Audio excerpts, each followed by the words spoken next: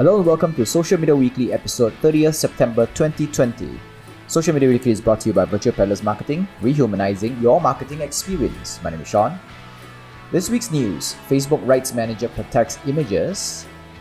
LinkedIn Stories is official. Facebook removes text restriction on ad images. This is a big news for Facebook advertisers. Apple grants temporary waiver on 30% fee on App Store for Facebook, but we will explain what is it regarding soon. Back to the stories. Facebook Rights Manager protects images. Last week, Facebook introduced Rights Manager for Images, a tool that will allow photographers to upload their images into a database for Facebook's bots to search for and remove protected content. This feature allows the system to automatically identify and act on images that have been stolen. For example, if you repurpose copyrighted images from Shutterstock without permission, let's say. It's available for Facebook and Instagram and will go to the extent of automatically flagging and either blocking or giving attribution depending on the creator setting. Let's say if I am a photographer and I don't want to block people using it, but I want to give it credit, like give it attribution, like I want it to automatically credit me, so it helps me spread the news on what I can do on the images that I own. Rights Manager already works with videos and audio. Adding images may mean Facebook is planning to improve its platform to cater to photographers. Right now, images posted on Facebook are often in a lower resolution because they have always been pushing for videos, as compared to Twitter, where Twitter last year announced that images uploaded by photographers will be near full resolution. So Twitter has made a push forward to support, amateur and professional photographers.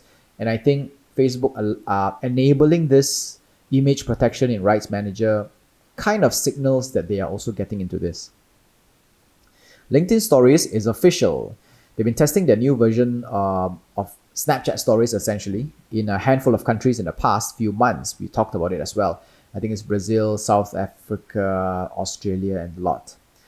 Just last week, the company announced an official launch in the US and Canada. So this is no longer a test mode. This is the official version. It's in the US and Canada and soon all over the world.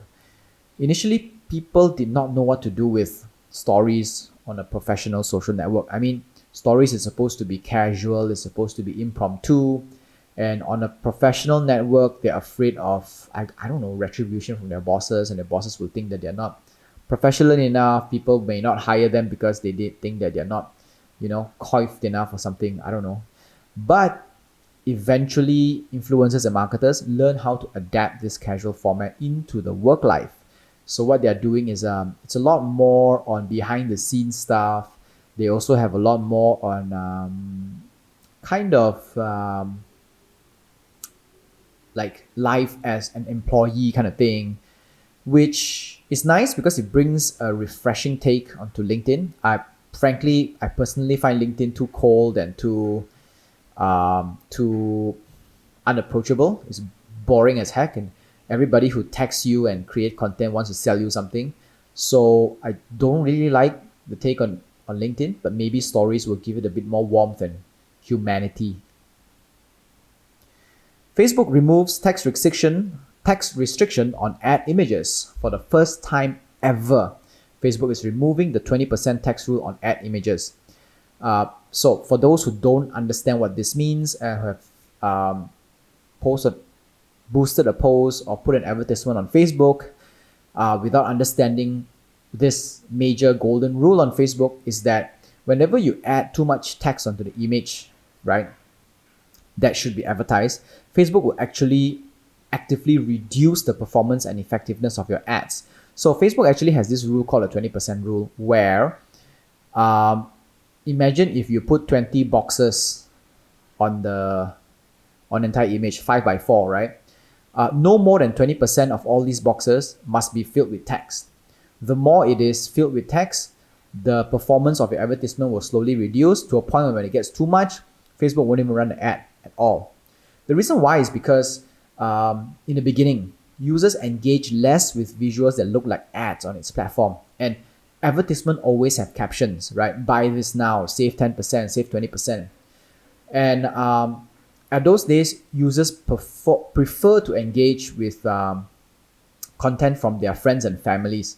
And friends and families, humans like human beings and not brands, friends and families do not actually post images with captions in it. Very, very rarely do they do that.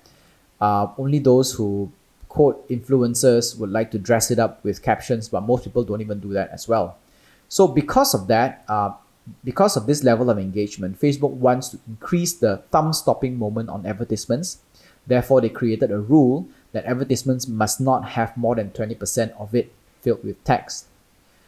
So it seems that at this point, users are actually getting used to engaging with ads. I mean, in the beginning, users are very anti-advertisement, right? Oh, you don't like advertisement, I don't want to see it.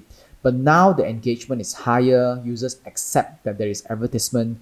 Users accept that Facebook is a platform that makes money, monetize with ads. And users love the fact that these advertisements are hyper-targeted towards them, which means that there is a high chance that advertisements that they see, they are interested in them.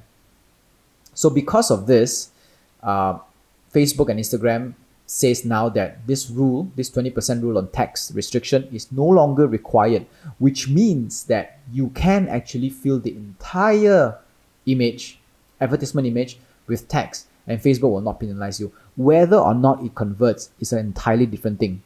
Facebook does not block it, but it doesn't mean that people will definitely engage with it. So at the end of the day, it still depends on the human beings who are seeing your ads, your consumers, your customers, if they actually engage with those stuff.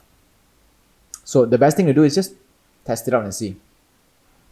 Apple grants temporary waiver on 30% fee on App Store for Facebook. Apple has been at war with just about everyone lately on a 30% transaction fee they charge for all apps that have a payment model on the App Store. Epic, the famous game developer of Fortnite, was banned by Apple and is in a lawsuit due to this matter. Back and forth, God knows what's going on.